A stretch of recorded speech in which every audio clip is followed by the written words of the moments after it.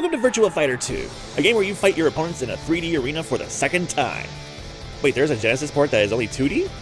Well, whether it's 2D, 3D, or GIPified, I'ma kick your buns. Oh no, my buns!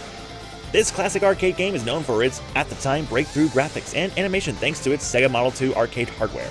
In fact, this introduced motion capture animation technology to the gaming industry, all the way back in 1994.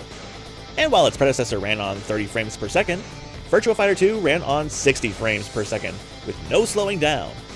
It's also regarded for its texture mapping on both the characters and backgrounds, which the original game did not. Play as either one of the 9 returning or 2 new fighters in the roster. Each character has their own unique real-world fighting method or style, so you can be a wrestler fighting someone who knows Insai-Ken. Don't know that one? You will when Pai-chan takes you down.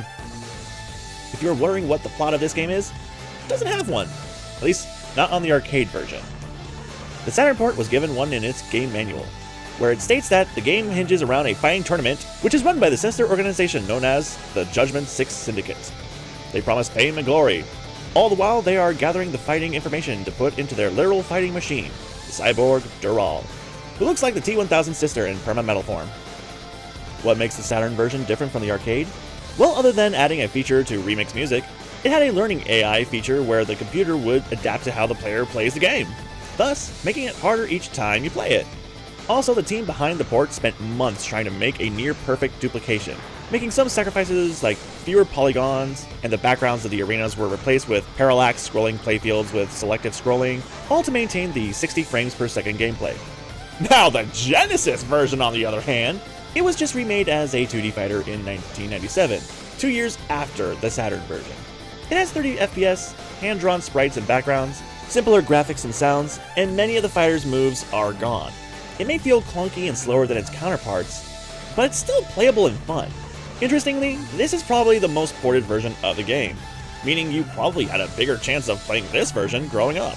Meanwhile, the arcade version was ported to the Sega Ages 2500 collection on the PS2 and downloadable on the PS3 and Xbox 360 via digital download. Are all versions created equally? Perhaps not, but they are all still fun in their own way. The arcade and Saturn versions get an A, and the Genesis Mega Drive version gets a C. For those wondering why we didn't go over Virtua Fighter Kids, which is the cheapified and slightly tweaked version of VF2, I think that deserves its own review.